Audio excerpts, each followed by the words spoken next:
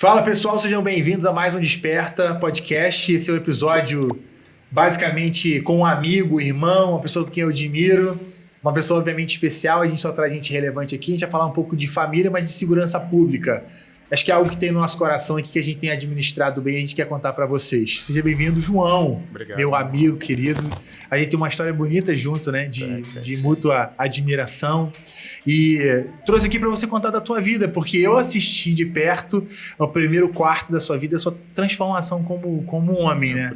E uma referência em segurança pública, né? Queria que você se apresentasse para quem está assistindo a gente e contasse um pedaço da tua trajetória e as histórias que você tem, né? Porque eu acredito que são soluções para a cidade. Seja bem-vindo, a palavra é sua. Eu agradeço primeiramente a Deus a oportunidade, prazer de te rever, sempre jovem, sempre disposto, e cada vez mais alicerçado, né, no Evangelho. Isso aí é... Eu posso te dizer seguramente que você é uma referência para mim, sempre foi, né? Desde que nós nos conhecemos, eu vi que você tem algo especial. E para mim é um privilégio estar aqui. É um privilégio ter você aqui, de fato. A minha vida, você sabe, ela foi no início que nós nos conhecemos, eu estava no ápice da loucura, né, das dificuldades. Mas eu vou te contar uma coisa que talvez você não saiba. Eu não sou carioca, eu sou do Amazonas. Tu não é carioca? Não, eu nasci no Amazonas, toda a minha família é amazonense. E eu vim para cá, para o Rio de Janeiro, por uma fatalidade, né? Meu pai era do Exército Brasileiro, e lá ele teve um acidente que precisava, devido à gravidade do acidente, né, dos traumas, precisava de um hospital com maior recurso e foi transferido aqui para o HCE do Rio, em Benfica. E minha mãe o acompanhou e nós ficamos na época lá. Depois veio todo mundo. Vieram de Malicuia. Malicuia. E era você, seu pai e sua mãe só? Não, nós éramos, na época, 4. E aí viemos todo mundo. Chegamos aqui em 1966. A ilha direto, não? Não. Nós fomos... Nossa primeira passagem foi no Largo do Bicão. Aí, com o tempo, fomos para Penha. E depois aqui a Ilha do Governador. E aqui casei e tal. Aí, conheceu a esposa aqui? Não, conheci ela na Penha. E vieram para cá? Aí casamos, que eu sempre frequentei a ilha. Eu sempre gostei muito da ilha. E a minha esposa também. E, coincidentemente, o irmão dela, né, mora aqui ainda. E aí as coisas foram acontecendo, né? E foi um negócio que não foi planejado, né? Vou morar em tal lugar. Meu pai não planejou isso. Talvez se ele não tivesse sofrido esse... Não conhecia ele nem o Rio. Mas os planos de Deus ninguém muda, né? Mas naquela época tu não tinha a menor ideia sobre Evangelho, Jesus? Eu tinha 5 anos. Quando eu casei? Quando você casou? Não. E para mim, todo cristão, todo evangélico era maluco. Eu tinha um verdadeiro ojerizo, eu confesso a você. Tá? Não, até quando a gente, sei lá, pouquíssimo antes da gente conhecer, vocês tinham um comportamento de... Eu não sei porquê, eu não posso te dizer o porquê, a origem disso, né? Até porque na minha família nunca teve nenhum evangélico, até que eu saiba, né? Mas nem católico? Não, católico sim. E eu era revoltado por causa disso. Sim. Porque ninguém me perguntou se eu queria ser católico. E aí, negócio de você é católico, apostólico, romano. Eu não nasci em Roma, nasci no Brasil, não entendia nada disso. Isso criou uma revolta muito grande. Eu não aceitava nenhuma religião. Sim. E principalmente os evangélicos, né? Os crentes, como eram chamados e são chamados. Eu acredito, Vitor, que ninguém nunca tentou me evangelizar porque Deus escolheu outro caminho. Né? Porque fatalmente eu teria sido muito... Arredio com essa pessoa? Eu não sei. Hoje eu fico até meio assim, pensativo, como seria a minha reação se alguém viesse entregar um folhetinho e tal. Sim. E aí as coisas foram acontecendo. Eu conheci minha esposa e tal, casamos. Sempre nessa loucura, né? E a polícia eu sou policial militar, já fiquei pouco tempo na polícia, né? Fiquei 34 anos, 9 meses, 8 dias. Dá para saber alguma informação ou outra? Eu trabalhava no banco, fui bancário, né? Trabalhei no Bradesco, mas sempre com aquela coisa de... Não era o meu sonho, né? O meu sonho desde pequeno sempre foi ser policial. Nas minhas brincadeiras de infância que eu me lembro, sempre... Polícia ladrão? Polícia, eu sempre fui. E os empregos que eu tinha, aquilo me incomodava, né? E até que um dia... Mas eu também tinha um problema, viu, Vitor? a minha família não aceitava de maneira nenhuma. Ser policial? Não. Tanto é que eu fui policial e só foram saber um ano depois. Meu Deus. Então, assim, acho que essa coisa de ser policial, especificamente a polícia, é um chamado, né? Olha, você tem duas alternativas. Eu vou falar não daquela época. Naquela época, o policial era 100% por amor. Uhum. Né? Hoje em dia a gente percebe que não é assim. Né? Devido aí a uma série de coisas, eu te digo isso porque eu conheço policiais que chegavam para mim e falavam: aqui não é o meu sonho, aqui é um trampolim para que eu possa atingir meu sonho. Ou seja, interessante. Policial, não vou citar o nome aqui, né? Eram dois, eles falavam: olha, eu não nasci para ser policial. Por que eu quero ser policial por enquanto? É porque aqui o salário que eu ganho dá para me pagar a minha faculdade e o tempo me ajuda, o tempo que eu tenho de folga me ajuda na faculdade. Mas assim que eu me formar, eu vou embora. E assim aconteceu. Hoje eles são dois excelentes advogados e tenho um carinho muito grande pelos dois. Fiquei muito feliz, né, deles conseguirem se informar. Então, hoje esse quadro é comum na polícia. Tá? Interessante, né? Porque assim, o nível de risco é altíssimo, né? Para a pessoa tentar fazer aquilo de um trampolim não era uma coisa que eu imaginava. Mas Vitor, você sabe o seguinte, olha só. O que eu vou te falar aqui pode parecer até meio paradoxo, né? Mas o policial é diferente, ser policial é diferente de ser polícia. Não sei se você concorda. Não. O que é o cara ser policial? É justamente esse. Ele tem a carteira de polícia, mas não quer ser polícia. Ele quer ser policial. Entendi. Ele vai trabalhar no administrativo, no computador, no TI. Quanto menos se expor, melhor. Ele é policial. O polícia não. O polícia, se você botar ele atrás de uma mesa para... Ele morre. Ele morre, ele quer estar lá no... Como é a expressão que usa? Vibra muito, né? Vibrador e tal, entendeu? Então, essa característica hoje é muito forte dentro do efetivo da polícia. Isso não é só da polícia da PM. Na civil também. Sendo que na civil talvez seja menor do que na PM. Menor do que na PM.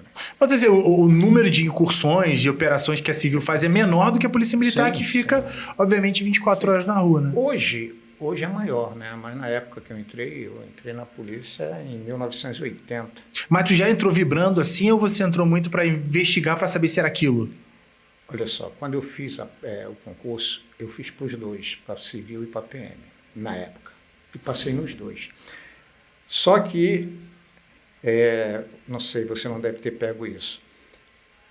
Você fazia a prova e ficava esperando o chamado para fazer os restantes dos exames, físico, médico e tal. E eu recebi o telegrama. Naquela época você era avisado pelo famoso telegrama, né? Recebi em casa e você foi aprovado, compareça no dia tal, às tantas horas, em tal lugar para fazer outros exames. E eu comentava com um amigo que fez junto comigo, ele falou: o que me chamar primeiro eu vou. E foi a PM que me chamou primeiro.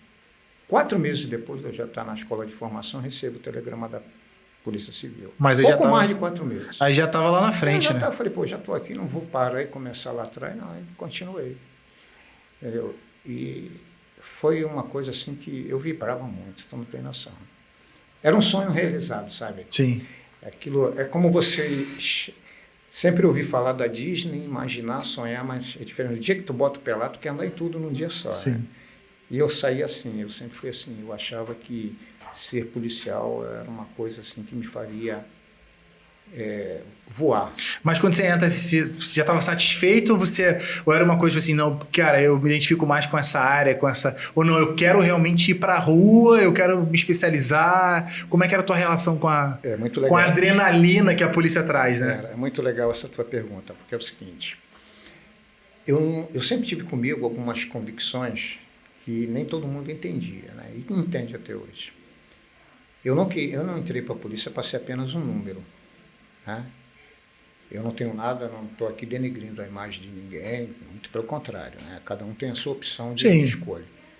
Mas eu ficava olhando e aquilo para mim não encaixava. Um polícia com 10, 15 anos de corporação tem um curso de especialização. Apenas... Tá deixando a vida passar, né? Ser um policial. Sim. Né? E eu não. Eu pensava assim, não quero ser um número. O que eu preciso para não ser um número? Me especializar em tudo que eu puder. Então, depois de formado e tal, eu comecei a fazer os cursos, sempre procurei me especializar, sempre ser diferenciado, né? Principalmente nas operações, você sabe que tu ainda não está preparado para aquilo que precisa mais de alguma coisa, e essa coisa que faltava eu buscava. Aonde que eu encontrava? E é muito você pensa numa operação como ela é feita, ela é planejada antes e executada. Nem sempre é planejado antes. Não, nem sempre. Porque é muito delicado, né, cara? Não. Porque qualquer coisa pode dar errado, a chance de dar errado é muito grande. Quase que numa escala de 0 a 10 é 9. É 9. Eu imagino o nível de adrenalina no negócio. Porque olha só, por que não pode ser uma coisa planejada? Vou te dar um exemplo. Nós tínhamos... Minha primeira unidade, quando eu saí do centro de formação, foi o 16º Batalhão, em Olaria. E nós tínhamos um policial no centro mesmo, ali no coração da Penha, do trânsito, e ele foi baleado. E os elementos correram para uma determinada comunidade. E aí houve aquele chamado e tal, então você está ali e tu é chamado imediatamente para ir para a rua, para tentar prender os elementos. Sempre tem que ir, né? Aí você não tem tempo de programar. Sim. Você tem que estar ali programado. Então, isso aí é que me impulsionava a me preparar, sabe? A não ter aquele chamado como um impacto, o que é que eu vou fazer, para onde eu vou. Tinha que estar preparado já. Exatamente. Então, eu sempre fui um camarada que os colegas diziam que eu era sangue de barata, né? Porque, enquanto mais tensa, pior a situação, mais eu me mantinha tranquilo. Isso incomodava algumas. Ainda incomoda, né? Ou seja, as operações mais arriscadas... São as que mais exigem o controle, viu, Vitor? Claro, tu tá tomando tiro, tá atrás de um poste. Tomando tiro, você não pode se desesperar e sair correndo. Existe uma coisa, Vitor, que a gente tem que se adestrar muito. Às vezes você pode atirar, mas não deve. E às vezes você não deve atirar, mas tem que atirar. Você ter a noção desse momento, só o treino. Sim. Só se especializando, né? E aí você vai vendo aonde você precisa, o que você pode fazer para melhorar. Porque a polícia te dá essa possibilidade. Só que você paga um preço alto, né? Os cursos que eu fiz, eu tive que sair fora do estado. Você lembra qual foi o primeiro curso que você fez? Sim. O primeiro curso que eu fiz foi curso de direção ofensiva e defensiva. Que legal. O engraçado que era o seguinte, eu sempre sonhei em dirigir, pilotar um Mapatamo, né? E eu não sabia na época que você tinha que ter uma habilitação específica para aquilo, né? Hoje em dia eu não sei, te confesso que eu não sei se ainda é assim. Mas hoje em dia parece que para ser policial exigem a habilitação, a CNH. E naquela época, além da CNH, você tinha que ter uma outra. E aí, eu queria saber como é que o camarada pilotava uma D20 daquela, toda 200 por hora, e no meio do corredor. E o tiro comendo. E eu fiz esse primeiro curso de direção ofensiva e defensiva. E fiquei muito satisfeito, né? Um curso que te dá muito conhecimento. Não era Blazer ainda, era aquela D20? Era D20, era a Chevrolet D20. Eu lembro. Né? E era o meu sonho sentar num carro daquele e entrar numa favela. E, poxa. Cada um com o seu sonho aquilo. Eu acredito que meu pai tem uma D20. Teu pai tem uma D20? Ele usa lá pro sítio. Zerada D20, 90. Eu acredito. 4 a 96, alguma coisa. Eu era o sonho de todo policial andar num carro daquele e entrar numa favela, subir um morro. E aí depois eu fui vendo que precisava mais do que isso, do que uma direção ofensiva e defensiva. Aí surgiu de curiosidade, no batalhão no 16º, ainda tem até hoje, companhia de cães. Eu sempre gostei, sempre fui apaixonado por cachorro, né? Eu falei, eu vou fazer esse negócio aí para ver como é que é. Eu pensei, pô, cara, tu vai ter que dormir com cachorro, almoçar com cachorro, não tem problema. E foi muito legal. Né? Que legal, cara. Uma experiência também fantástica, né? Você saber que o animal está ali na rua, dividindo o perigo contigo. Ele depende da tua vida e a tua vida depende dele. Isso é... Até porque o ouvido dele é melhor que o teu. Pô, e aí, quando você faz esse curso com cachorro, por exemplo, qual era o objetivo? Você não faz uma incursão com um cachorro? Faz. Com um cachorro? Faz. Você entra na favela, você entra, sobe o morro. Isso aí eu nunca vi. Faz. Obviamente atrás de droga. Não só droga, armamento, né? Pô, quando teve a ocupação no Complexo do Alemão, não sei se você lembra, né? Claro que eu lembro. Eles foram fundamentais na busca de droga e armamento. Isso é muito gostoso, né? Você está interagindo ali com o animal. E aquele pastor alemão ou não? São vários, né? Na época, meu primeiro cachorro, que foi muito difícil dele me entender, de eu mostrar para ele o quanto eu o amava, né? Foi um relacionamento meio duro.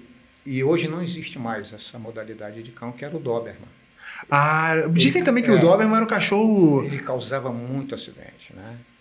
Ele, às vezes, não era pet, né? Do nada ele estranhava e era complicado, né? Da gente se entender, né? Pô, mas era e ele é grande, né? De grande porte. É um cão que tem um deslocamento fantástico. Uma corrida, se mandasse ele soltasse ele ir atrás da... Chegava. Não tinha como fugir. Pastor alemão, esse é o concurso. Até hoje, né? Acho que a Polícia Civil também usa pastor alemão. Até hoje tem o labrador, tem uma série de outros cães. O labrador também? Eu tive um que o pessoal da antiga, né? Inclusive, quando ele passou para a reserva, que eles têm uma vida útil dentro da polícia, claro. Né? Então, quando ele passou para a reserva, eu levei ele para casa. Que legal, não sabia que podia, não. Pode, eu levei. Era o Aritana. Era um cão que ele passava debaixo da minha perna, eu ficava na ponta dos dedos e assim mesmo ele me derrubava. Um cão fantástico. Forte pra caramba. Forte, um cão inteligentíssimo, altamente... É muito bom, né? Quem não gosta de cachorro eu estranho, assim. Então... Você tem problema, né? E aí eu passei uma temporada lá, né? Na época era uma companhia, hoje chama-se BAC, né? Então... E é gostoso você ver depois, né, o Vitor, que os lugares por onde você passou, houve aprimoramento, houve melhoramento, né? E aí foi. E dali eu não parei mais. E eu tinha a turma dizer que eu era um verdadeiro caça-brevê. Mas eu tenho ainda, né, essa coisa de querer, sabe, aprender o máximo. Hoje tem aquela expressão de sangue nos olhos, né? Mas uma coisa positiva. Dessas incursões, algum desses cursos mais te marcou? Esse foi o curso mais importante que eu fiz. Rapaz, todos eles tiveram o seu momento, né? Por exemplo, eu, depois que, mesmo na minha trajetória ainda nativa, eu era convidado para serviços, né, de segurança pessoal e tal. E o primeiro curso que eu fiz, direção ofensiva, me dava esse respaldo de acompanhar o VIP, de acompanhar a autoridade, entendeu? Que já era uma coisa diferente, né? Uma coisa diferente. Todos eles. Então, teve um que ele tem uma importância grande, ele tem um peso muito grande, porque quando você coloca ele em ação, ele te marca. Cada atendimento que você faz, cada atendimento que eu fiz, e não foram poucos, até porque eu participei da criação do grupamento, foi o resgate e salvamento. Sim. Porque quando você vai atender um colega, um companheiro baleado, e você saber que a responsabilidade de você dar o suporte de vida para ele chegar no hospital depende de você, da tua técnica, do que você... Tu não pode errar, né? Além de se você colocar se você vai se colocar no risco que ele estava. Sim. E que deu errado. Tu ainda tem que resgatar esse cara e voltar, né? E quando você conhece a família, você saber que ele não voltou porque a abordagem que você fez não foi correta. Nunca mais você dorme, né? Não tem como. Você que chegava a questionar Deus na época, tipo assim, quando um companheiro morria? O quê? Se revoltava contra Deus. Né? Como é que esses caras que estão fazendo o errado, o mal, estão... Eu me lembro que teve embora tenha passado muito tempo, Beto, mas a gente... Não sai da mente. Parece que o quadro está aqui. Eu perdi um grande amigo, companheiro lá do 16º, né? Na época que eu fui para o BOP, eu fui primeiro, depois ele veio. E numa operação lá na Vigário Geral, ele veio a óbito. Né, praticamente nos meus braços. Nossa! Tu conta essa história no testemunho? Muito difícil, sabe? E aquilo ali eu precisei de um tempo para me recuperar, né? E você dá notícia para a família. Não tem como. Ele era um cara que a gente tinha essa amizade que eu tenho assim contigo, sabe? O prazer de estar... Mas foi uma incursão muito perigosa? Foi uma fatalidade? Ou realmente vocês estavam expostos? Não, Vitor, sabe o que acontece? Toda operação do BOP, ela é de altíssimo risco. Vocês são o último recurso, né?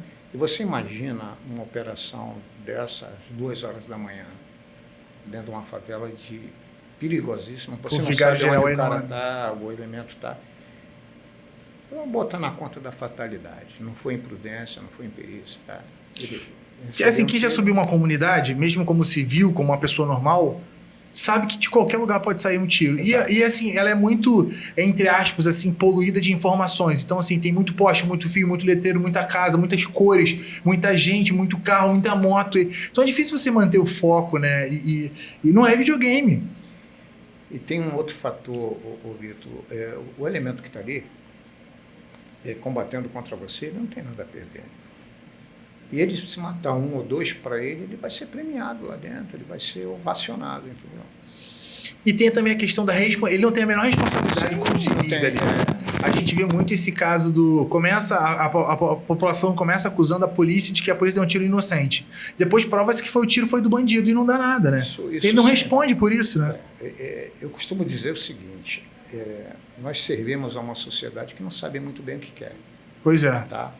A sociedade é o seguinte, ela não gosta do polícia, mas ela acha que quem tem que combater o marginal é a polícia. Ela não sabe o que é. Ela não sabe o que é. Ela não quer. Eu já passei por passeata de uma população, não vou chamar nem de população, né? Porque é gente com uma limitância muito grande, pedindo o fim da polícia militar. Aí, eventualmente, barrei lá nessa passeata, né?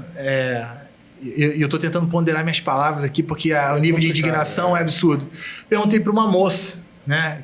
Ela falou comigo alguma coisa e tal, eu não entendi, depois respondi a pergunta dela, e eu falei assim, cara, se eu for assaltado, depois do fim da polícia militar, a quem eu recorro? Ela me disse assim, depois que a polícia terminar, a polícia militar for extirpada, não haverá mais violência. Como é que você mantém um diálogo com um sujeito cidadão desse? Esse grupo cresce. Como? Não sei.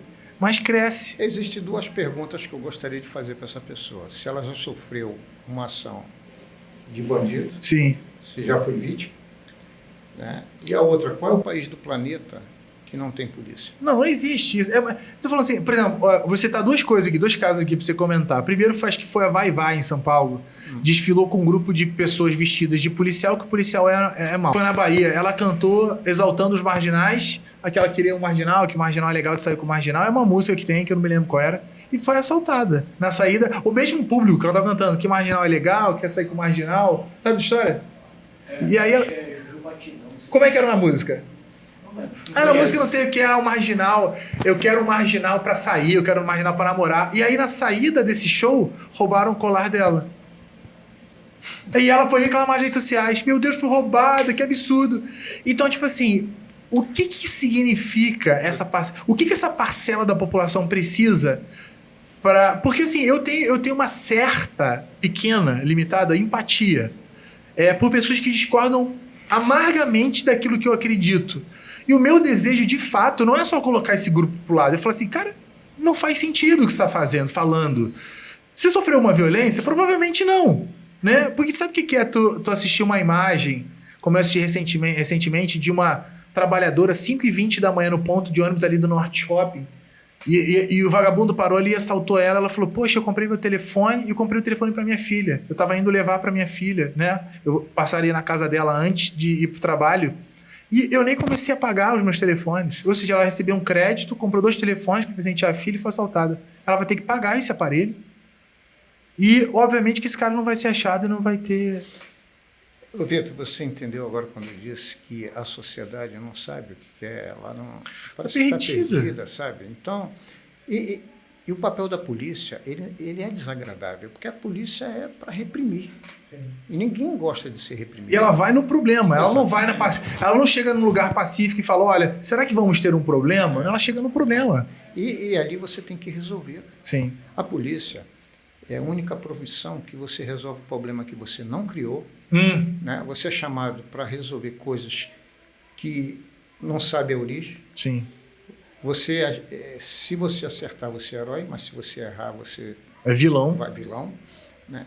E jamais você recebe o agradecimento. Nem dá pena nos costas. Sabe, é um negócio muito doido.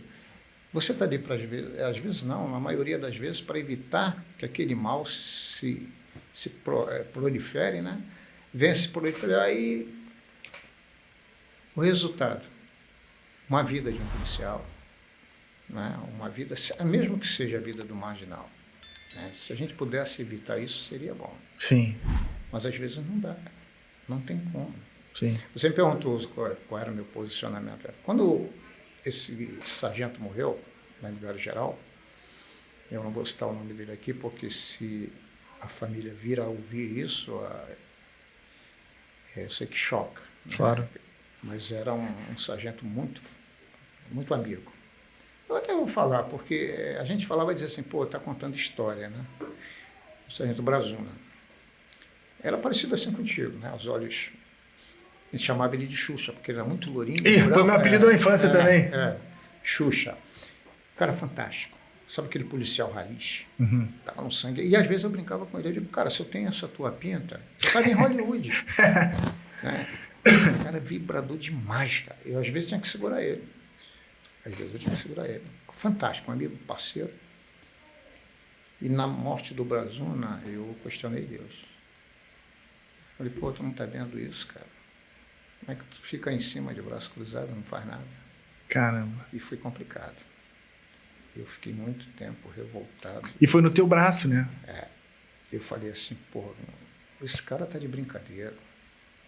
Então, para você mudar essa tua cabeça, né, esses preconceitos que você, né, forma de uma maneira trágica, violenta, é um choque muito grande. Porque você está ali defendendo a sociedade, defendendo a população, tomando tiro, as britas caindo, e aí beleza, só mais um dia. Não é como se você fosse... e aí não diminuindo o outro trabalho, mas não dá para comparar o trabalho de um policial com o trabalho administrativo de escritório. Porque uma tem a tua vida em risco e a outra não. Eu tive um conflito muito grande, né? Porque teve uma vez que eu falei assim, olha só, eu vivo uma realidade brutal, maluca. Não existe mundo espiritual. Boa. Não existe. É um mundo só e cada maluco que cuide da sua loucura. Era isso. Eu era assim. Ou seja, o cara é ruim mesmo, fazer o que ele faz porque ele é ruim. Ele não, existe o cara que a ciência comprova isso, né? Que o cara nasceu assim, ele não tem jeito. Aí mas eu converso com pessoas que são experts no assunto e falam isso. Né? E o psicopata, né? Você não consegue recuperar. Mas existe o cara que se torna ruim. Sim, por escolha, né? Por escolha, interessante. Cara. E eu fui um deles. Eu cheguei num ponto tão maluco que eu achava que nem a lei iria me parar. Entendeu? E isso é muito perigoso. É o justiça com as próprias mãos? Exato, eu não queria usar esse termo, mas é isso aí. Entendeu? O justiceiro. Aí chega num momento também, Vitor, que você fala assim, olha só, alguma coisa tem que ser feita e ninguém faz nada, então eu vou fazer. Entendi.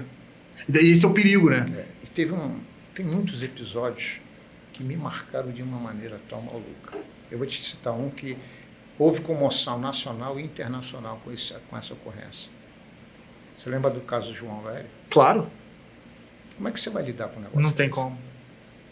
É igual o cara que vai depor lá e falou, não, eu estuprei uma criança de 6 meses. Como é que você administra isso? Como é que o delegado administra isso? É difícil você lidar com isso, entendeu? E aí você começa a ser uma esponja, você começa a absorver tudo isso. E tu leva isso para dentro de casa? 100%. 100%. O nível de adrenalina numa operação dessa, tu não desopila até chegar em casa.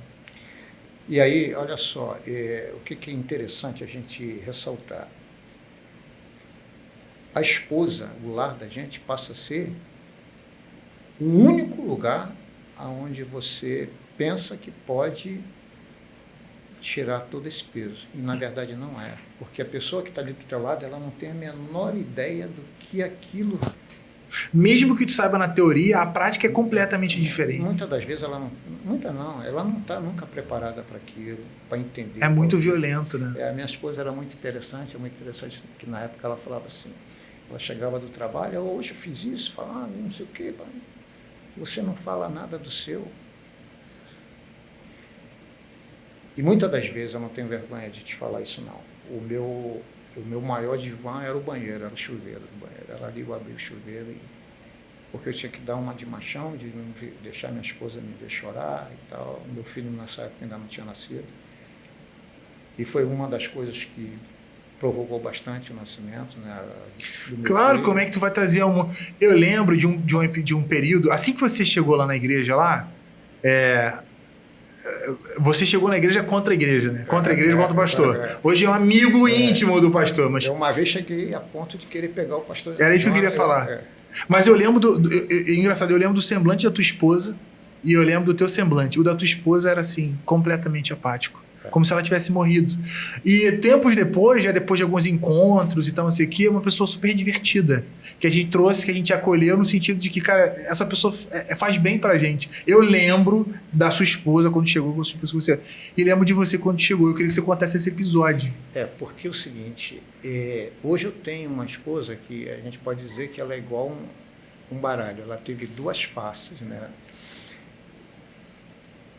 Essa mulher apática que você viu não era ela, foi a mulher que eu formei, né? Eu criei essa personagem, essa pessoa. Porque ela não tinha como. Eu era um cara completamente doido. Ela não tinha como lidar com isso. E eu vou confessar um negócio para você, que eu levei um tempo para saber se minha mulher gostava de mim realmente ou se ela tinha medo de ficar comigo. Sim. Falar, não aguento mais, vou embora. Ela tinha medo da minha reação. Sim. E hoje eu entendo que realmente... Era muito. Tem que amar, tem que gostar, cara. Eu não entendo como é que ela conseguiu até hoje. Hoje eu atribuo o meu casamento 100 milhões% à minha conversão. Que foi ali uma retomada, uma recuperação do que estava muito morto, né? Eu queria mudar, mas não sabia como nem onde começar.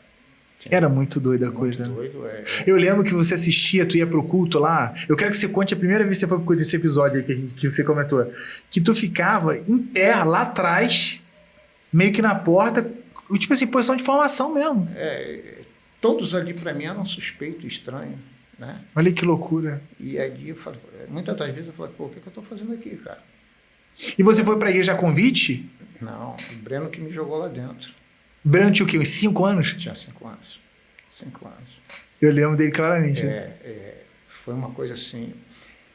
Eu saí de casa, eu estava numa crise muito violenta, estava muito mal. Tomava remédio? Não, nunca tomei. Nunca tomei. Eu estava assim, pensando 1000 coisas. E as 1000 coisas que passavam pela minha cabeça, nenhuma delas era boa. Caramba. Né?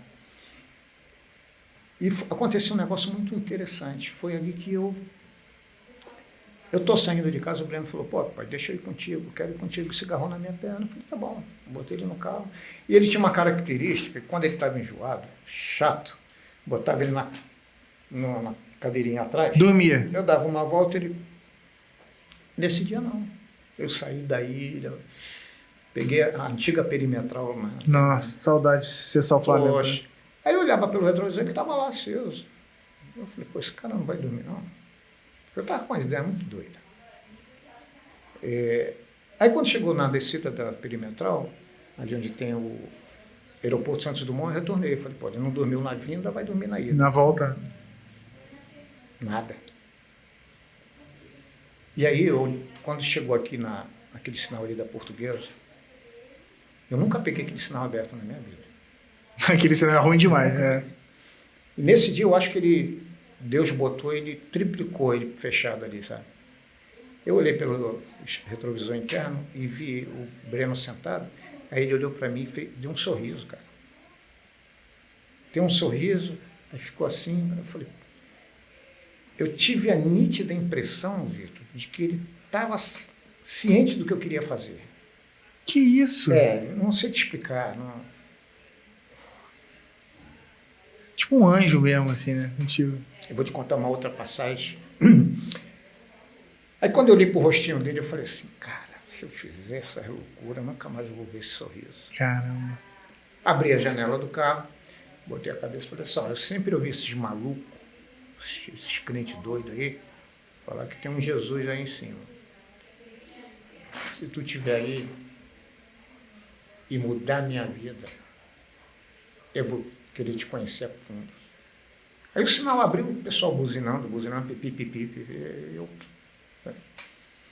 Nessa época, não sei se tu chegou a pegar a igreja, Era um negócio maluco, era um prédio todo pichado, né? Tinha acabado de comprar. Né? E eu passava ali, eu via uns jovens, tudo com caderno na mão. Então, para mim, ia ser um campus de alguma universidade, né? Só que quando eu estou passando ali, o Breno pediu para parar. Ele tinha esse hábito de, pai, para aí que eu quero fazer xixi e tal. E a garagem estava aberta, ele gostava de ver os ônibus sendo levantados, né, para ser... A garagem da Ideal ali, né? Aí eu parei em frente, na calçada da... Aí ele saiu do carro, então eu estou pensando que ele me pegou pela mão, eu falei, vai aonde, filho? Ele falou, eu quero ir ali. Atravessou a rua. Eu larguei, eu falei, pô, vamos lá, vamos matar a curiosidade. Aí ele saiu correndo. Subiu a rampa. Aí eu fui atrás dele. Quando eu entrei lá, aí eu vi que era negócio de crente. Mas estava tendo culto, não? Estava para começar. Uhum. A igreja ainda estava pequena, né, de membros e tal. Aí nisso saiu careca.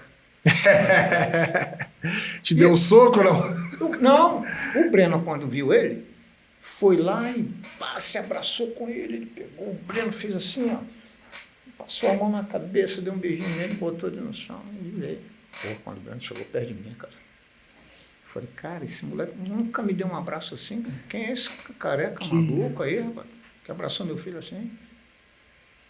Aí eu perguntei para ele, filho, você conhece ele de onde? Ele, pai, ele não é amigo. Foi amigo de onde? E isso causou um frenesi na minha cabeça, cara.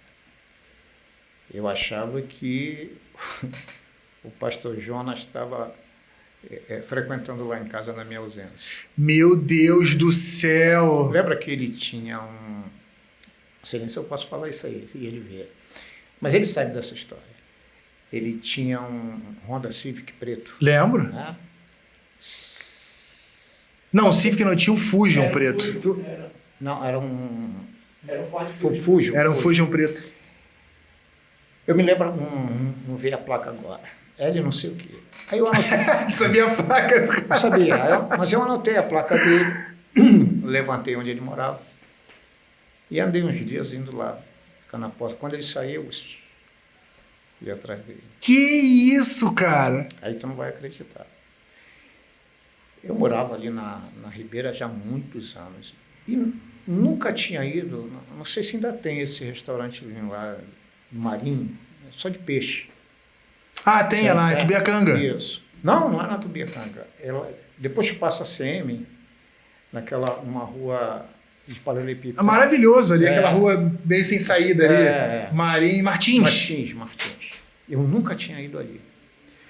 E eu e a minha esposa, a gente estava num clima complicado, difícil, né? E eu falei, pô, preciso reverter isso, está um clima muito pesado. E teve um feriado prolongado.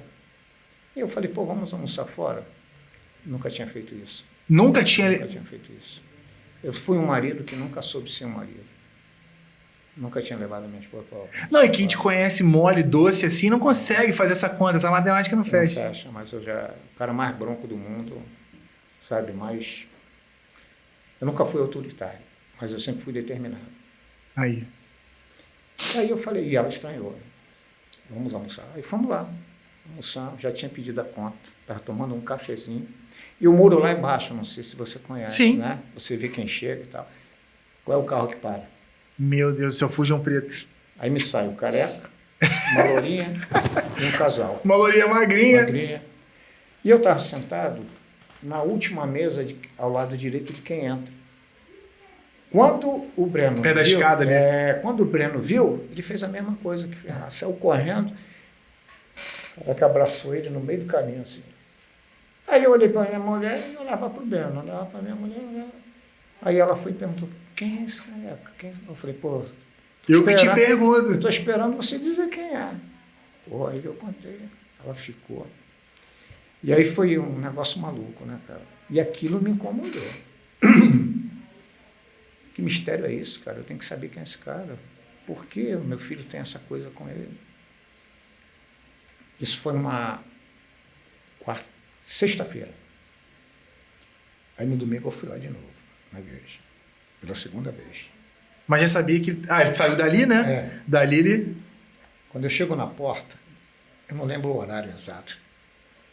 Chegou a conhecer Dona Carmen, Não sei nem se eu posso falar. Carmen, não. Carmen, uma senhora. Tia Carmen. Tia Carmen. Aqui cabeça vendia branca. lanche? Uma senhorinha, Não, cabeça, não, vendia lanche não. Uma senhorinha mesmo, já veio de cabeça Não branquinha. me lembro, não me lembro. Pô, papadinha, uma senhora. Coisa de Deus, sabe? Deus olhou em pé lá. Quando eu entrei, eu falei, ô, que horas começa o show aí, o negócio aí? Totalmente fora, né, cara? Com O raiva, diabo né? faz um negócio maluco, né? Sim. Aí ela falou, show, meu filho. Não, aqui não tem, aqui tem culto. Eu falei, esse negócio aí. Quando eu tô falando com ela, qual é o carro que para? Ai, eu meu falei, é Deus. ele. Aí deixei ele subir, aí fiquei lá atrás, né? Só vendo. Mas alguma coisa ali, em vez de melhorar... me Tava irritava, piorando? Me irritava. Aí fiquei esperando acabar, fui atrás dele, eu tava de moto. Ele saiu de carro, tu foi atrás? Saí atrás. Que loucura, cara. Mas ele não morava onde mora hoje, era em outro lugar. Né? Ele morava ali perto da Estrada do Galeão. Aí fiquei, falei, pô, o que eu vou fazer com esse cara, mano? Aí fiquei, né, nesse bate-papo. Aí eu fiz uma coisa, passado um tempo, como é que Deus faz? Aí você começa a se questionar, peraí, de onde veio isso? Por que aconteceu isso? Sim. Eu te falei, né, anteriormente, que eu sou um homem que eu gosto de saber o porquê, da onde e para quê. Eu tinha feito algumas coisas ruins, e eu precisava me esconder, eu precisava sair de cena. Chamado fugir do flagrante, né? E eu fui na padaria e na hora que eu estou pagando, um rapaz atrás de mim, eu falei, pô, tudo bem? Posso falar contigo? Eu falei, pô, tu já está falando? E tinha Olha o ficado. nível. É. Claro, tu já está falando. Aí ele não, se afastou. Eu falei, pô, estou sabendo do que aconteceu aí e tal. Eu falei, meu irmão, faz o seguinte, se tu está sabendo o que aconteceu, tu está me perguntando por quê? Não, se você quiser um lugar para esfriar a cabeça. Tá? Eu achei estranho. Falei, por quê, cara? Conclusão, ele falou assim, ó, isso foi numa quinta-feira. Ele virou e disse assim, pô, se tu quiser, vai ter um lugar aí que a gente passa 3 dias tranquilo, um lugar lindo, maravilhoso. Aí na hora eu olhei ele assim de cima e embaixo, falei, esse cara... Tá me cantando. Eu falei, irmão, olha só, eu estou tentando resolver problema, eu não quero problema. Ele falou, não. Aí foi, tirou do bolso um cartão, falou, ó, eu só preciso que tu me dê a resposta até mais tarde, porque realmente eu tenho que reservar vaga. Eu fui para casa, aquilo na minha cabeça. Eu não liguei não, mas fui no endereço. Onde era o endereço? Na casa do Careca. Eu falei, não é possível. Aí lá eu fiquei sabendo, né? Que ele era pastor. Aí fui pro encontro. Revoltado, com ódio Isso é da coisa, humanidade. cara, isso é coisa de Deus, né? Como é que Deus fez você ir pro encontro mesmo? Fui com ódio à humanidade, cara. Tanto é que eu estou sentado lá no ônibus, aí eu... Não sei se você lembra dele, ele era tecladista, ele está em Portugal, o Igor. Aqui não deve conhecer. Igor. Igor, ele era tecladista, ele foi para Portugal, Sim, tá morando, sim, né? sim. O irmão dele sentou... Igor, não, Hugo. Hugo. Ah, Hugo. Perdão. O irmão dele chegou, e aí, meu irmão, meu nome é Marco. Eu falei, amigo, eu não estou te perguntando teu nome. E tu quer saber o meu porquê? Tu quer pagar minhas dívidas? Tu quer, pô... Cara, com ódio do mundo, né? Aí ele, pô, desculpa, irmão, fica à vontade e tal. Imagina. Aí eu consegui pegar no sono, coisa que eu não fazia há um tempo, né? Dormir. Pô, quando eu cheguei lá, onde é que eu tô? Não tinha a menor ideia. Cara. Aí aquele bando de homem, rapaz... Eu falei, vou embora daqui. Amanhã de manhã eu vou vazar. Vou embora, não vou ficar aqui. Aí eu estou sentado lá no campo. Sempre. Lá no campo, esperando abrir para... Mas antes disso, eu comecei a querer entender esse tipo de... Quem é que orquestrava essas situações? Aham. Tinha que ter alguém, Sim. não humano. Me colocaram num quarto onde ninguém conseguia dormir por causa de um cara que roncava embaixo. E eu estava na cama de cima. Aqui não, você estava nesse encontro, né? Aqui não é menino, aqui não é novo. E aí todo mundo roncando. Eu sentava na cama, olhava para as outras camas, o pessoal tudo. Só o gordinho dormindo, roncando. Ah, rapaz, eu levantei, dei um bico na cama dele. Pô, colher? Eu falei, colher? Só você está dormindo aí. Todo mundo querendo dormir e tu com essa escavadeira maldita aí. E dormindo profundamente. Pô, o cara não roncava, é um negócio surreal, rapaz. Aí, briga daqui, calma, a turma não deixa disso. Aí me deram um alojamento lá embaixo, perto da piscina, onde tem a administração ali, né, separado. Quando eu cheguei lá no alojamento, era um cômodo para cama velha, quebrada, material, né?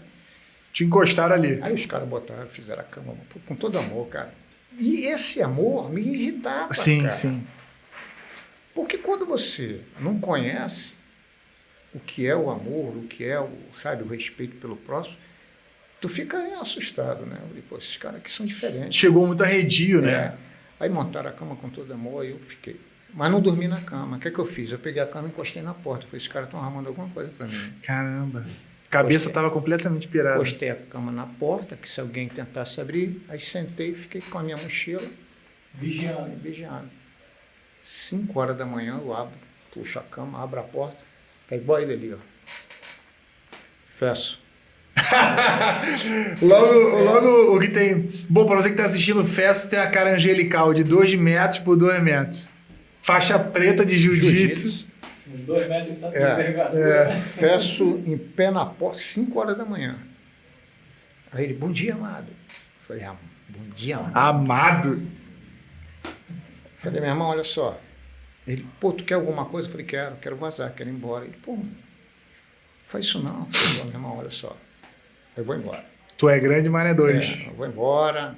Pô, eu tinha levado, né, um bornal. Sabe o que é bornal? Não. Bornal é uma bolsa que tu bota todo o equipamento para uso. E aí eu falei para ele, pô, cara, olha só, eu não te conheço, eu só quero ir embora. Ele falou, pô, vou só te dar uma informação. Daqui até a estrada dá uns 10 km andando. Eu falei, não tem problema. Eu já fiz curso que eu tive que andar 36 km. Fica tranquilo. Mas, pô, toma pelo menos o café, que aí você sai bem abastecido. Faixa preta não é à toa, né? Ganhando coisa. Aí ele, pô, se você não quiser ir lá, pô, esse cara não existe, cara. Aí veio a pergunta, por que esse cara está fazendo isso para mim, cara? Que ninguém nunca Porque é uma fez. confusão, né? Por que tu está sendo gentil? Amor, mas era um negócio assim, sabe? Amor que constrange. Pô, fica aí, cara, se você não quiser ir para lá, por causa do que aconteceu, eu trago aqui o teu café. Aí eu parei e fiquei olhando e digo, pô, por que esse cara está fazendo isso? Com que finalidade? Aí ele falou, fica tranquilo, você dormiu bem e tal. Aí ele falou, o café vai ser servido ali, mas se você não quiser, eu vou lá. Eu falei, não, eu vou lá tomar o café. Aí vi o gordinho passar, né, ficar na fila. Dormiu bem pra caramba? E eu lá nessa. Aí o Fesso falou, olha, posso te pedir uma coisa? Vamos lá, fica aqui, que eu vou lá e pego o café. Eu falei, tá bom. Aí estou sentado lá daqui a pouco, meu irmão. Vem por trás de mim, aí, pum!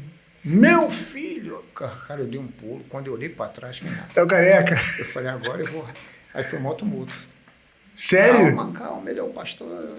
Pô, mas como o cara me dá um tapa desse, cara? Tá de graça, de manhã, não dormir. Eu cheio. A intimidade é que já tava querendo pegar ele. Eu com ódio da humanidade, cara. Mal dormido não dormi e tal.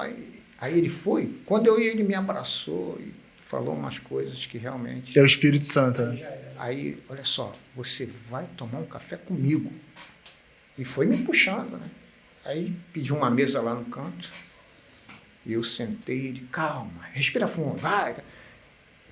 E eu, cheio de coisa na cabeça, né? Falei, pô, agora eu vou acertar o novo e o atual. Pronto. Ele, vou zerar a conta. Aí pediu café. Cara, em cerca de 10 minutos, aquele cara, ele me esvaziou de uma maneira tal E eu falei assim, pô, não é possível. Esses caras aqui são... Eles levantaram minha vida, não tem como. Né? Eles levantaram minha vida, eu quero ir embora desse lugar. Ele falou, tudo bem. Se você quiser ir embora, você vai, mas posso te pedir um negócio? Olha só.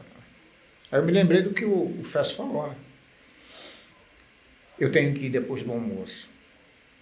E eu tô de carro. Eu falei, eu sei qual é o seu carro. Eu sei tua placa. Eu sei tua placa, tem tudo. Eu vou voltar depois do almoço, você volta comigo. Eu falei, ó, tá tentando me convencer. Não, se tu não for depois, eu vou quebrar teu carro todo, eu vou explodir teu carro. Não me engana, não. Eu sou criança, não. Ele, não, tá. Você imagina uma pessoa se oferecendo para ser o melhor com você, para te dar... E as respostas que você dá... A pior possível. A pior possível, agressiva, né? E a reação zero. Mais amor ainda ele dava. Quanto mais rude, mais grosso, ignorante, imbecil eu era, mais doce o outro lado. Mais o outro. Isso me incomodou, cara. Eu falei, tá bom. Aí eu almocei, né? Mas antes quando estava acabando o almoço, o café, ele levantou, eu fui na mesa lá e botei banana, botei laranja, enchi os bolsos, que eu falei, eu vou embora. Mas não sei. Aí ele falou assim, nunca mais vou me esquecer. Você lembra de todos os preleitores do teu encontro? Não. Eu lembro de todos do meu. Lembro de todos. Ele falou, pô, assiste aí. Não vai ficar esperando o pastor que vai descer? Assiste a primeira palestra aí. Foi o pastor Daniel, irmão do João Luiz. Ah, sei quem é. Aí eu tô lá sentado, né, cara? Vendo só homem feio, aquele negócio. Falei, o que eu tô fazendo? Aí ele entrou e falou assim, primeiro. Amados de Deus e meu, que bom estar aqui. Que bom que você veio e ficou aqui. Parece que tá falando contigo, né? Eu falei, eu fiquei aqui por enquanto, que eu vou vazar. Aí ele falou sobre o sonho de ter filhos. Caraca. Pega logo na veia do pai, né? Cara, e aí eu fui, aí veio o segundo, que foi aquele pastor João, que morava lá na Ribeira. Está morando, parece que em Cabo Frio, se eu não me engano. Aí falou assim, o título da palestra dele, Se Desfazendo dos Entulhos da Vida. Pesado, né? Exato. Depois veio o Leozinho. Léo da Barra? Léo teve aqui. É, veio o Leozinho e falou assim, o poder do perdão. Aí, só uma retada. Cirurgia sem anestesia. Sem anestesia, só uma retada. Tinha horas ali que eu tinha vontade de sair correndo, cara. Mas eu fiquei com vergonha. Eu imagino a tua cabeça, eu tô pensando em todas as operações que você viveu, todas as incursões, que a figura do homem era ruim, né? Você só encontrou gente ruim no caminho. E agora encontrando o inverso, o outro lado. Cara, E isso a hora do almoço já tinha passado. Aí é que vem O próximo preleitor foi quem? E ele ia ser o primeiro. O pastor Jonas entrou lá e olha só, aí falou. E virou para mim e disse assim, vamos? Caramba! Ainda meteu essa? Aí eu levantei e fui lá para fora. Eu estava cheio de sede naquele bebedor, né? Parecia um camelo, cara, bebendo água. Não sei de onde veio tanta sede. Aí eu falei, ele olhou, ele sentiu, né, cara? Ele falou, se você quiser ficar, não tem problema. E depois quiser ir embora, eu já vou deixar uma pessoa aqui para te levar. Aí eu me lembro que ele chamou cara, é um que tem uma picape branca, que sempre ia dar apoio. Picape branca, o Nildo? Nildo. Eu pedi ao Nildo, olha, se você quiser ir embora, depois tu leva. Nildo também é fora da curva demais. Outro camarada. Eu só encontrei gente assim. Eu vivia num mundo onde o ódio, a raiva, a ira era combustível. Aí eu vou para um lugar onde o amor, sabe, o carinho, o respeito impera. Você se afoga em tanto o amor, é um choque, cara. Sim. Eu nunca tive isso. E aí eu fui ficando. E quando chegou no domingo, falou, a gente tem que ir embora, eu falei, não quero mais ir embora. Quero ficar. E aí o interessante, Vitor, foi o seguinte, eu vim no ônibus refletindo toda a minha vida.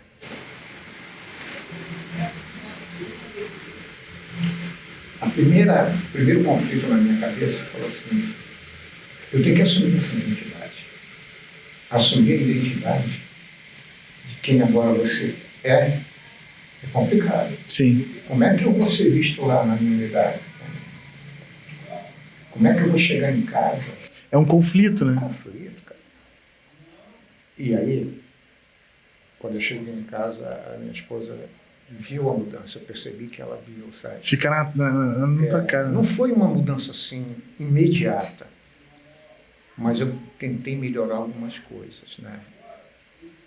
E ela sentiu essa pequena mudança já. E as coisas foram acontecendo, entendeu? Aí foi muito difícil no trabalho. Eu já não queria realizar algumas coisas, né? Já não queria se colocar tanto em risco, né? Não era isso. Não era, muito pelo contrário. Eu queria ir para o front e mostrar para eles que não havia necessidade de determinadas coisas. Entendi. Né? Que as coisas poderiam ser feitas como foi comigo. Em vez de dar ódio, pagar com raiva, com ira, tentar pagar com amor, com compreensão. E é possível isso no BOP? Não é ouvir, sabe? Eu tive algumas passagens, cara, eu fiz uma covardia com um garoto da favela. Eu contei lá, né? Uhum. E aquilo me incomodou muito, cara, me incomodou muito. Foi força demais, né? Foi, não tinha necessidade. Você ultrapassa o limite, não tem necessidade, entendeu? E aí eu senti que aquilo não dava mais, sabe? Aquela farda começou a ter um peso diferente para mim. Aí fui me desligando, mas quando você sai, porque dentro das unidades militares tem uma coisa chamada, você pode ficar adido. O que vem a ser isso? É você sai da tua unidade de origem e vai prestar o mesmo serviço ou um serviço diferente em outro lugar, seja numa outra instituição militar, num órgão público, como foi o meu caso. Eu fiquei à disposição de uma juíza, muito ameaçada no Rio, né? E fiquei lá durante 3 anos com ela, até ela se aposentar. E isso me deu uma respirada, né? Respirada, porque o pico de adrenalina é alto, né? E fica alto, né? Fica o tempo todo. Eu ouvi de alguém falar uma vez assim, quando você está recebendo, né, ali a preleção, vai ser assim, a gente vai fazer incursão por aqui, a adrenalina já está lá em cima. E existe uma coisa, eu não sei se vai ser muito pesado eu te falar aqui, que você não pode entrar e voltar da mesma maneira, sair da mesma maneira. Você tem que deixar um serviço prestado de que você teve ali. Sim. Não sei se tu entendeu. Entendi perfeitamente. Né? Você não pode só chegar, não tiveram aqui e foram embora, não. Tu tem que deixar uma marca ali. Sim. E aí eu já não conseguia mais fazer isso. Entendeu? Mesmo aquela pessoa que, quando viu a minha tropa, a minha equipe entrando ali, revidor, é o que ele está para fazer ali, entendeu? Mas eu acho que todo mundo merece uma segunda chance, porque eu tive essa segunda chance. É forte. Entendeu? Então eu passei a ouvir para dar a segunda chance, a dar uma oportunidade assim como me foi dada. E aí ficou muito difícil, cara, você conseguir lidar com isso. Você falou, você continuou nas operações? Sim, eu continuei ainda há algum tempo, mas fazendo de uma outra forma. Sim, sim. E é possível, né? Sim. Você pode ser policial sem ser truculento, cara. Sim. Tá? Você pode revidar, a própria lei te dá esse respaldo, né? De estrito cumprimento do dever, né? Então, mas às vezes as coisas saem um pouco do controle. O contexto já é fora do controle, né? Se você conversa com um cara do BOP lá, ele fala assim, não, sou pai de família, o que eu quero é fazer as coisas certas, eu quero colocar as coisas no lugar, eu quero tirar, né, essa ameaça de circulação, no sentido assim, cara, eu vou proteger a mim, vou proteger a minha equipe, eu vou proteger a sociedade. Esse tipo de pensamento é claro, nítido, óbvio, faz total sentido. Mas o cenário é muito desorganizado, a gente vive uma guerra civil. E se a gente tem que convocar o especialista do especialista, é porque o problema é grave demais. Você falou uma palavra aí que ela ficou tão, vamos dizer assim, em evidência, mas ela ficou sem sentido prático. Especialista. Quem é especialista em segurança? É o camarada que fez direito? Que nunca entrou numa favela? Que nunca viu ninguém ser abatido? É o cara que está na ponta. É o cara que está na ponta. Tá? Eu estou lendo um livro o título do livro é O Médico no Campo de Batalha. E esse livro foi baseado numa história de um coronel nos Estados Unidos Campbell, aonde ele relatou as atrocidades que aconteciam no campo de batalha, que ele não conseguia mais ser um pai como era. Entendeu? Você não consegue, cara. Está exposto a muita violência. Muita violência. Então, como é que você lida com isso? Eu acho que as pessoas precisam entender que atrás de uma fada, seja ela do BOP, seja ela de que instituição for, existe um pai de família, um filho, às vezes um avô também. Alguém que se dispõe à própria vida em defesa de outras vidas, assim. Se isso não é heroísmo, isso é o quê? Sabe, a gente abraça uma profissão que todo mundo tem o direito de errar. O médico, se errar, está tudo certo, mas o policial não pode errar. Uhum. Né? Agora, eu acho que a sociedade precisa entender que o problema de segurança pública, Vitor, sabe quem é segurança pública no Rio de Janeiro? Segurança pública no Rio de Janeiro é a Light, é a Conlurb, é o Ministério da Saúde, é o Ministério da Educação. Você quer um exemplo disso? As UPPs, elas foram implantadas com uma finalidade de que depois das UPP entrasse todo o aparato estadual para dar dignidade às pessoas que moram ali. E ordenar, né? Ordenar. Como é que você vai combater uma coisa que você sabe que quando você sair dali vai ficar pior? Entendeu? Então, jogar toda a responsabilidade. Para quem está na ponta da lança, tomando tiro. Então, você não adianta botar a polícia para combater a violência, não vai resolver. Todo foco de violência, na minha concepção, e eu desafio qualquer autoridade a falar o contrário e a gente debater, toda a violência gerada no Rio de Janeiro, se você for analisar, ela está dentro da família. É consequência de uma educação familiar, né? Todo. Teve um cara que falou um dia, eu fiquei chocado, ele falou assim, ó, antigamente tinha mais analfabeto ou menos analfabeto? E aí ele falou assim, não, antigamente tinha mais analfabeto. Tinha menos segurança ou mais segurança? Eu tinha mais segurança. Aí ele inverte, ele fala assim que o problema da educação é dentro de casa, não é a educação das escolas. O problema de segurança pública, perdão, é problema de educação. Mas que educação? Educação familiar. E aí ele prova por A mais B. Eu falei, cara, tu tem razão. Porque agora você tem um número de analfabeto menor, entre aspas, né? De escolaridade, né? Até porque depois que o gênio da presidência lá, ele aprova, ele adota no outro mandato que se você comparecer à escola, você é aprovado automaticamente. Não mudou absolutamente nada. Só que na rota, né, no cenário de escolaridade, você aparece lá na tabela. Não, olha só, todo mundo concluiu o ensino básico.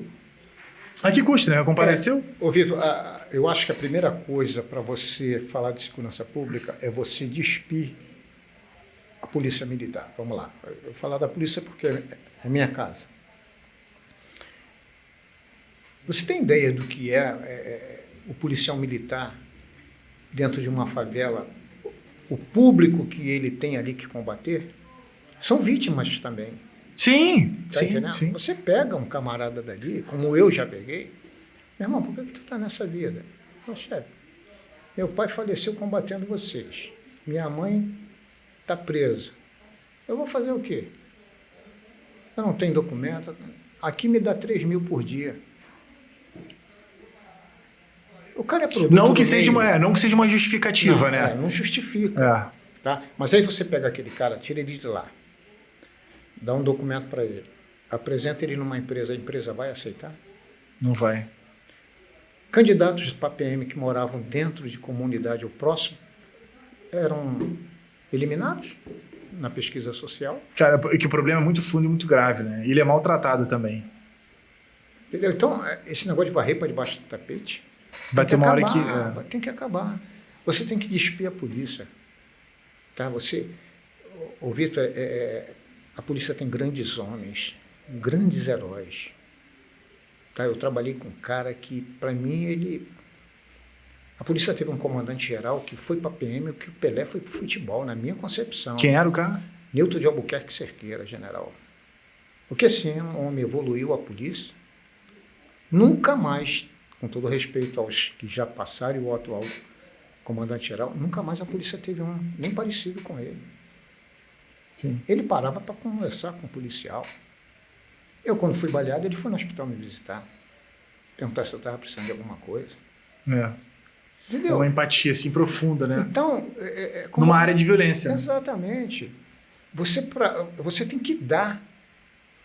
Se você não demonstrar, por que hoje eu não sou mais aquela pessoa que eu fui, que eu era? Porque eu recebi um carinho que eu não entendi, eu recebi um amor, uma compreensão. Então, se quem está te comandando, ele tem essa... Muda a corporação inteira, né? Eu tenho uma passagem que me marcou muito. Marcou muito. Com ele? Não, foi com ele. Eu aprendi muito, obviamente, né? Com ele. Eu tive o prazer de ser comandado por um homem que deu exemplo. Eu entrei para assumir o serviço, tinha um colega da minha equipe, chovia muito, ele no meio do pátio, chuva torrencial. Ele parado lá assim, ó, braço cruzado, na chuva, mas chovia muito, igual aquela chuva de ontem. E eu perguntei para ele, o que esse maluco está fazendo aí? Ele falou, pô, ninguém quis ir lá perguntar aí, que o cara era bruto, ignorante. Aí eu fui lá, botei a roupa, fui lá e parei do lado dele, aí ele olhou para mim, tá fazendo o que aí, cara? Falei, tô aqui para saber o que, porque também tu tá aqui. Saímos da chuva, fomos para debaixo da cobertura onde ficavam as viaturas. Ele meteu a mão assim, tirou um papel, ofício dobrado e me deu. Quando eu abri o papel, Justiça do Estado do Rio de Janeiro, ordem de despejo. Caramba! 6 filhos. 6 filhos. O cara perde o chão, né? Aí como é que um homem desse vai para a rua? Não vai. A sociedade, sabe, Sim. acha que o cara bota uma farda, ele é o super-herói. Em casa ele está tudo bem. Porque tem um outro período, né? De trabalho. Sabe, como é que um homem desse vai produzir? E eu vou te contar, hein? Exímio policial, íntegro. Como é que pode, né? Você falou desse episódio que tu foi avaliado aí, assim, como é que tu enxerga essa questão, né? Tipo assim, tu foi bem assessorado? O que na tua cabeça tu foi se sentir injustiçado com Deus? Mudou a tua visão sobre a sociedade? Você ficou com mais ódio da criminalidade, menos Sim. ódio? Na verdade, nesse momento, eu não pensei em Deus. Eu tinha para mim que nesse momento, como eu te falei, eu só achava que existia um mundo natural. Uhum. Mas não me faltou nada, né? Mas aí o tiro se transforma em um combustível de ódio, de vingança, de correr atrás, entendeu? E pelo fato de eu ter sido bem assessorado, foi que eu pude voltar.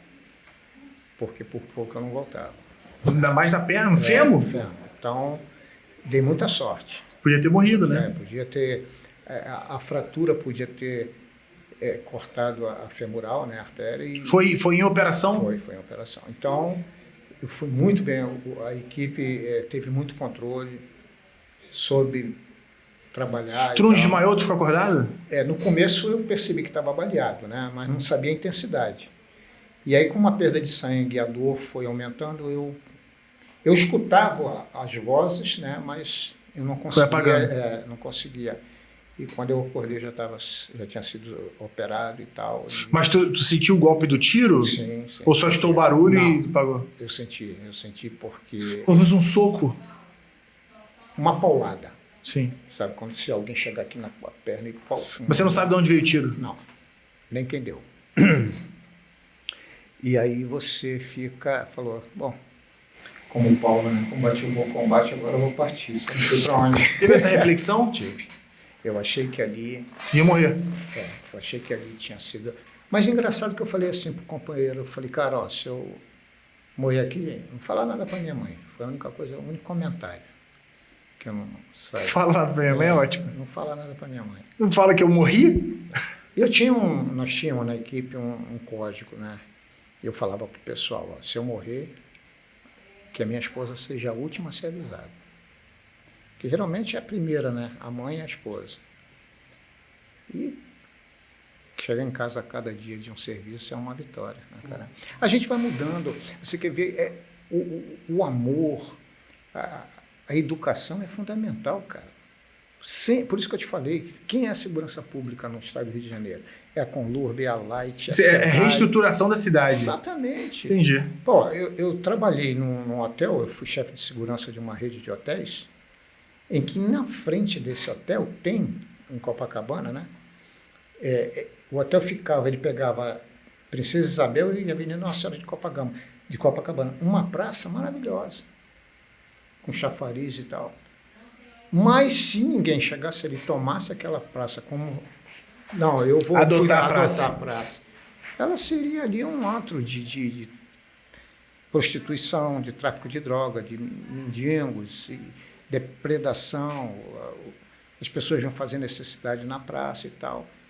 Então tivemos que criar um mecanismo para zelar por aquilo ali. E algumas vezes eu via o rapaz lá, o casal até, né, tomando banho no chafariz. Vamos lá, não.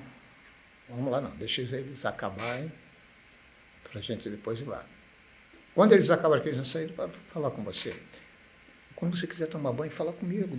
Vou te dar um contato que eu te levo lá no banheiro, cara. Toma banho dentro do banheiro, descendo. Devolver um pouco de dignidade, né? Que tá na condição de rua, né? Entendeu? Isso é política pública, né? E você vê que, tipo assim, eu falo muito sobre isso, né? Principalmente esse ano. Eu falo assim, cara, sabe o que a gente tem que fazer? A gente tem que ocupar nossas posições. Qual é a nossa posição? Se eu sou capaz de dar solução para alguma coisa, por que eu não dou solução para alguém? Então, assim, esse movimento de política pública é uma das coisas que eu mais acredito. Quando você pega por exemplo, você dá oportunidade para alguém que de repente já faliu naquela área, você reestrutura aquela pessoa, no caso de uma barraquinha de cachorro-quente. Cara, se a prefeitura ou a subprefeitura desse para essa pessoa a chance dela cuidar, zelar por aquela praça, que essa parte de zeladoria urbana eu gosto demais. Você não só reabilitava aquela praça, não virava um terreno baldio, não jogava lixo, não tinha... Exatamente. Mas também você dava uma nova fonte de renda, e recolhia imposto aquilo para alguém que precisava, a cidade precisa e a comunidade também precisa. Imagina você faz isso em todas as praças, você faz um mapeamento de todas as praças públicas, como você disse. Pega o negócio mais próximo, dá uma chance para alguém se desenvolver ou desenvolver aquele espaço. Você não só tem uma arrecadação nova de impostos, mas você tem um novo ponto comercial para a cidade. E é ótimo isso, gera emprego, gira economia. Né? O cara que era informal passa a ser formal, que é o que você está dizendo da comunidade. Tem a história da costa da Grécia ali, que foi uma história de reabilitação, de reestruturação. Dá para pegar as comunidades e dignificar aquilo de novo. Exatamente. Você pega as bases ali, você vai subindo. Exatamente. E o cara não só vai conseguir produzir, vai ser um ponto econômico novo para a cidade, vai gerar emprego, etc. Mas ele vai ter um novo ideal. Pô, é melhor ser organizado. É melhor ser um contribuinte, sabe? É melhor ser uma estrutura legalizada, sabe? E a pessoa se sente não só útil nesse sentido, mas ela começa a dar uma resposta para aquilo que o Estado propõe de injusto, que são altas taxas, é uma nova economia, sabe? É um novo tributo ali para a cidade. Mas essa mentalidade, ela tem que ser pulverizada. Sim. Né? Não adianta você ter e ficar com aquilo, você tem que pulverizar o que você está fazendo. É expandir essas ideias. Eu vi uma reportagem lá da Polícia de São Paulo que me emocionou. O policial foi chamado para atender uma ocorrência no supermercado que uma mulher tinha sido pega roubando alguns produtos. O policial chegou lá, realmente confirmou que ela estava com... Coisa impressionante. Se você ver a imagem, choca no sentido de sensibilidade humana. É isso que o homem está perdendo. Esse é o grande checkmate. Esse é o grande lance, você se colocar no lugar do outro. O policial sentou dentro do supermercado, de frente assim para uma pessoa, no corredor do supermercado, sentou de frente para ela. Aí ela virou assim, me deixa entregar isso aqui, por favor, para os meus filhos, que tem um dia e meio que eles não comem. Nossa. Aí o policial vai fazer o que está escrito no papel, levar ela para a delegacia. O fator humano, né? Cara, sabe? Ele falou, não, tudo bem, não se preocupa não. Levou ela para a viatura. Deixou ela lá dentro. Ele e o outro lá fizeram uma compra, mas não foi uma compra para durar uma semana, não. E foram levar na casa dela. É forte, né? Entendeu? É uma resposta para a violência. São coisas que você, aos poucos, vai começando a entender. Mas o cara que, por exemplo, se fosse comigo, na época em que eu não tinha recebido amor, compreensão... Não, era cadeia e acabou. Eu ia tratar aquela mulher como se fosse Sim. Entendeu? E aí aquilo ali vai te levando a ter outro tipo de comportamento. Sabe? É uma bronca mesmo. É o que Jesus fazia, sim, né, cara? Sim. Jesus era fantástico, né? É Ele forte. ficava no Existe lugar. uma resposta para isso, né? Realmente é bíblica. É bíblica. É Não bíblica. tem como você querer fugir disso. Eu tive muitas vezes, muitas experiências. Porque quando eu me converti e eu fui para o front, eu falei, olha só, não pensa que eu esqueci do trato que eu fiz, não. Eu sei que se você me mostrar que tu existe, eu vou te conhecer, querer te conhecer a fundo. Mas eu preciso saber se tu tá comigo. Não tem explicação para as coisas que aconteceram. Tu vê que é sobrenatural, né? O mundo não é só aquela coisa sobrenatural. 2D, né? Teve não sei se eu posso contar assim ainda tempo. Houve uma operação no Morro da Mineira, à noite. E nós vimos o rapaz que ficava tomando conta do movimento, né? O soldado. E eu fui atrás dele. Ele entrou num beco, mas não sei porquê, o beco não tinha saída. Aí o que ele fez? Ele puxou um latão de lixo, ficou atrás. Só que eu vi que ele entrou. Aí eu, com todo cuidado, né? De repente, será que ele entrou num desses barracos e tal? Tinha barracos com a porta meio aberta. De repente, ele saiu de trás do tanque. Fez 3 disparos. Nenhum dos 3 saiu, todos os 3 picotaram. Era uma Magnum 357 com munição nova. Ele falou para mim, eu comprei esse revólver hoje de manhã, na caixa, tá novinho, a munição tá aqui, ó, tudo novo. E não saiu nenhuma. Ele estava com um saco cheio de munição. Era para tu estar morto. Eu peguei todas elas, inclusive as que picotou e dei tiro. Saí todas. Aí vem aquela voz no teu ouvido. Tô contigo. Forte demais. Aí tu vai contar isso para os colegas. Aí os colegas, quando viram eu fazer o disparo, né, realizar os disparos com a arma dele, que é uma arma que faz barulho, vieram correndo. E fica aquela coisa, eu conto para eles, aí tu tem que escolher um mais chegado para entendeu? Eu só deixei uma munição picotada para mostrar para ele aqui. O cara deu 3. Eu fiz o teste, saiu. Se eu faço com esse também, ele ia sair todas. Aí a mão de quem? Sobre mim. Sabe? E fica meio óbvio, né? Tipo assim, numa realidade. E assim, a tua história é bonita, a tua história de conversão é bonita, porque ela não é uma, tipo assim, não é uma conversão positiva, assim, é uma conversão. Cara, era isso e é isso, eu tô aqui pra dizer. É assim que funciona. Mas você é tão alienado, tão forjado na coisa de não crer, que foi preciso mais, sabe? Aí o ponto final foi aquela lá de Parada de Lucas. 2 horas da manhã, ali era uma zona de bastante conflito, né? Então nós estávamos patrulhando 2 horas da manhã. Os 2 jovens pulam da linha do trem. Ah, essa eu já ouvi. Ali quem vai em sentido de Caxias não tem casa, é só o muro da linha férrea. E eles pularam mais um pouco em cima da viatura. 2 jovens, 17 anos, 16 e 17. Mas isso do Caveirão, na viatura do BOPE? Na época era um Opala. Era um Opala. E aí, segura. Um deles atravessou, saiu correndo, entrou em umas ruas, os colegas foram atrás e tal, enfim. E o que ficou, só ficou eu e o motorista. O motorista ficou na viatura e eu com ele. E eu mandei que ele ajoelhasse. Aí ele olhou para mim, como tu está olhando? Como se eu estivesse oferecendo a ele um sundae. Aí ele virou e disse assim, poxa, tio, não me mata não. Minha mãe é evangélica. Rapaz, eu fiquei com uma raiva tão grande. Falei, não foi eu que levei ela para a igreja e tal. Eu não tirei a vida dele. Mandei ele embora. Vitor, num domingo passado, aproximadamente uns 8 meses, um pouquinho mais talvez, num domingo eu estou lá e vieram me chamar, o oficial de dia lá está te chamando porque quer falar contigo. A sala assim, um sofá aqui, quem entra não vê quem está aqui do lado. É, né? Forte. Aí quando eu entrei, o oficial de dia assim, a mesa, sem entender nada, virou e disse assim, a senhora quer falar contigo. Só que da porta até a mesa, para me apresentar a ele, né, fazer a apresentação militar, eu escutei uma voz dizer assim, mãe, é ele, eu sei que é ele mesmo, é esse aí, é ele. Aí eu não olhei. Se apresentou? Me apresentei, aí o tenente falou assim, cara, essa senhora quer falar contigo. Aí quem bate esquece, mas quem apanha não. Não esquece mesmo. Eu fiz muita covardia com aquele jovem. Eu não tirei a vida dele, mas fui bastante... Duro, né? Duro com ele. E aí ela levantou, Vitor, chegou na minha frente, rosto a rosto, botou as 2 mãos no meu. na minha bochecha e perguntou assim, meu filho, eu posso te dar um abraço? Pedro, uma mulher negra. Até não sabia que ela era mãe do... Não, humilde. Um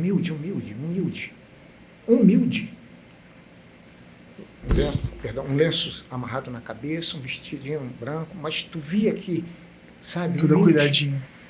Eu falei, pode. Pô, ela me deu um abraço. Aí o garoto veio também. E eu fiquei ali sem entender. O clima ali dentro ficou um negócio... E eu olhei para o companheiro, o tenente, ele fez assim, ó. Quando ela parou de me abraçar, ela botou a mão de novo no meu rosto e disse assim, meu filho, eu vim esse tempo todo tentando te encontrar. Só para te agradecer por não ter tirado a vida do meu filho naquela madrugada. Porque naquela madrugada, meu filho, eu estava no meu barraco, ajoelhado nos pés da cama, pedindo ao meu Deus que guardasse a vida do meu filho. Meu Deus. Não dá para tu ser o mesmo, cara. Não dá. Não dá. O amor de Deus te constrange também nesse sentido, né? Não dá. De... É tão maravilhoso, cara, que você fica assim, sem entender. E aí, para tu ter uma ideia, quando eu voltei para o alojamento e tal, o pessoal viu, né, o meu semblante, eu contei para eles. O mais bonito é que Deus não faz nada pela metade. Eu fui o primeiro a ser convertido, depois todos os outros. Ai, que legal. Entendeu, cara? O teu testemunho estava forte demais ali, né? Presente muito, demais. Né? Muito, uma coisa assim, muito... Entendeu? Eu queria aproveitar esse coração e queria que você olhasse para essa câmera aqui e desse uma mensagem de despertamento para a sociedade. Olha só. O dinheiro, a fortuna, a fama, isso tudo passa. A única maneira de se reverter tudo isso, todo esse quadro que nós vivemos hoje, no Brasil e no mundo todo, é procurar praticar o amor, sabe? É se colocar por um momento no lugar do outro, do próximo, independente das circunstâncias, sabe? Ouvir mais, né? Falar menos, procurar analisar, se colocar literalmente no lugar do outro e se oferecer para fazer, porque às vezes o que a gente percebe é que às vezes a pessoa pode fazer e não faz. Sim. Eu não sei se por uma questão de comunidade, zona de conforto, egoísmo, não sei. Mas se isso mudasse, seria interessante, sabe? Porque eu sou a resposta de um dia alguém ter amado, ter me tratado com carinho. Se mudou para mim, muda para qualquer um. Se a gente pudesse experimentar um outro podcast maravilhoso como esse, com um testemunho desse, se você pudesse escolher alguém, e você pode, para sentar na sua cadeira no próximo bate-papo, quem você escolheria? Cara, eu tenho um cara que ele é referência para mim profissional, pela integridade. O cara que eu precisei dele nos piores momentos da minha vida. Um cara que talvez ele nem imagine que eu tenho tanto respeito por ele, profissional e como ser humano. Porque eu experimentei essas duas partes. Tá? Foi um cara que realmente me mostrou o que é ser um profissional, o que é ter determinação, e é um camarada extremamente inteligente. O nome dele é um pouco complicado, né, cara? Ele é um policial militar também, esteve no BOP durante muito tempo. Se eu não me engano, agora a última informação que eu tive dele é que ele é piloto do GAN de helicóptero, né? Um médico famosíssimo, nacional e internacionalmente. É um cara que, nossa, eu não encontro palavras, né?